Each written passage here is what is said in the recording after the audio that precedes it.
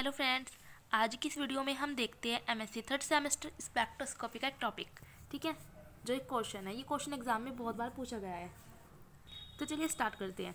तो क्वेश्चन है discuss double resonance spin spin decoupling and nuclear और हॉजर इफेक्ट। ये क्वेश्चन बहुत इंपॉर्टेंट है एग्जाम के व्यू से। ठीक है, तो इसका आंसर आप क्या लिखोगे? सबसे पहले हम देखेंगे double resonance spin spin decoupling. Next हम देखेंगे nuclear Hauser effect. It is a technique which involved irradiation of proton or set of proton. This irradiation is done by intense radio frequency energy and this energy emit spin coupling among protons. तो इसका मतलब क्या है कि एक technique होती है जो इन्वॉल्व करती है इरेडिएशन ऑफ प्रोटॉन का और सेट ऑफ प्रोटॉन का। और यह जो इरेडिएशन होती है ये कंप्लीट डन कैसे होती है? इंटेंस रेडियो फ्रीक्वेंसी एनर्जी से। ठीक है, और ये एनर्जी क्या होती है? एलिमिनेट होती है स्पिन डिकपलिंग अमॉन्ग्स प्रोटॉन्स के। फिर हम देखते हैं इसका एग्जाम्पल फर्स्ट आता है इसका स्पिन कपलिंग इन एथेनॉल। तो हम एथेनॉल में देखते हैं स्पिन कपलिंग। ठीक है, एथेनॉल का फॉर्मूला आपको पता है CH3CH2OH। ठीक है, इसको हमने पॉइंट A, पॉइंट B और पॉइंट C मान दिया। A proton that it will give only singlet because there is no carbon attached this proton. जो हमारा ए है, ठीक है, ये क्या देगा? हमें सिंगलेट पिक देगा। क्यों देगा? क्योंकि इसमें कोई भी कार्बन अटैच नहीं है। So it will give singlet because no spin coupling present, क्योंकि इसमें कोई भी स्पिन कपलिंग प्रेजेंट नहीं है। फर्स्ट आपको मैंने बता दिया H, इसमें सिंगलेट पिक मिलेगी। ठीक है, सेकंड आता है आपका H2 H3 neighbouring protein. H2 किससे जुड़ा है? H3 नेबर से। ठीक है, तो इसमें आपको क्वार्टेट पिक मिल जाएगी, 4 पिक आपको इसमें मिल जाएगी। H3 जो है H2 से जुड़ा है तो इसमें आपको ट्रिपलेट पिक मिलेगी।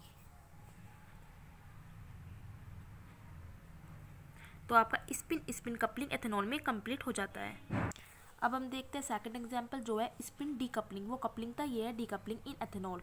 ठीक है, इसमें हाइड्रोजन में सिंगलेट पिक मिलती है और H2 में क्वार्टेट एंड H3 में triplet peak. Now this proton will be irradiated by using in radio frequency and hydrogen no effect because no neighbour proton. इसके पास कोई भी प्रोटॉन्स नहीं है।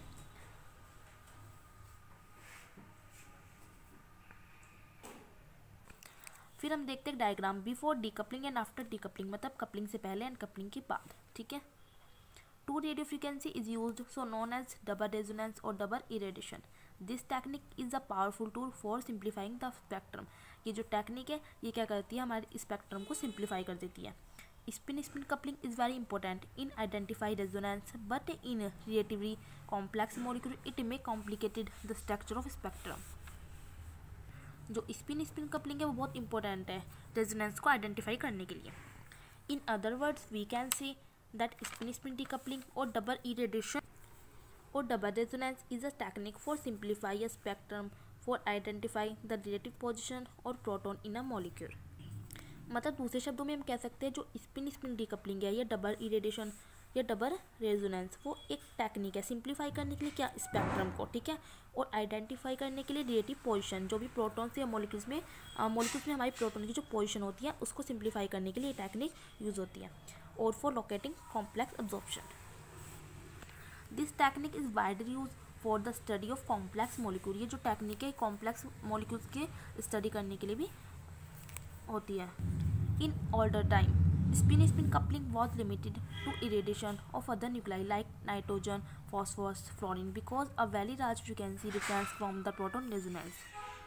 मतलब पुराने टाइम में जो स्पिन कपलिंग थी वो लिमिट थी कुछ न्यूक्लाई के लिए कि हम सिर्फ उनकी ही निकाल सकते हैं। ठीक है, जैसे nitrogen, phosphorus and fluorine. Proton can be readily decoupled provide they are more than above 20 hertz separately apart 100 mHz। तो ये आपका स्पिन कपलिंग कंप्लीट हो जाता है। अब हम देखते हैं न्यूक्लियर हॉजर इफेक्ट। फिर आता है आपका nuclear Overhauser effect NOE। ठीक है, this phenomenon discovered by Albert Overhauser in 1953। तो ये जो न्यूक्लियर हॉजर इफेक्ट है इसको डिस्कवर्ड किसने किया था? अल्बर्ट ओवर हाउजर ने। उसी के नाम पे इसको दिया गया है नाम nuclear Overhauser effect. The nuclear Overhauser process can be summarised as a cross relaxation from one spin state to another spin state. तो जो ये NOE प्रोसेस है ये क्या करता है? ये समराइज कराता है क्रॉस रिलैक्सेशन। ठीक है, एक स्पिन स्टेट से दूसरे स्पिन स्टेट तक। The effect causes the perturbation dipole interaction with further nuclei spin and increase the intensity of other spin, and the effect is called the steady state nuclear overhauser effect. तो इसलिए इस effect को हम क्या कहते हैं, nuclear Overhauser effect. The nuclear Overhauser effect play a important role in modern NMR spectroscopy. NMR spectroscopy में ये जो NOH इफेक्ट है ये बहुत इंपॉर्टेंट रोल प्ले करता है. And it is used for variety of purpose including sensitivity, enhancement and stereochemical determination, and in the study of chemical exchange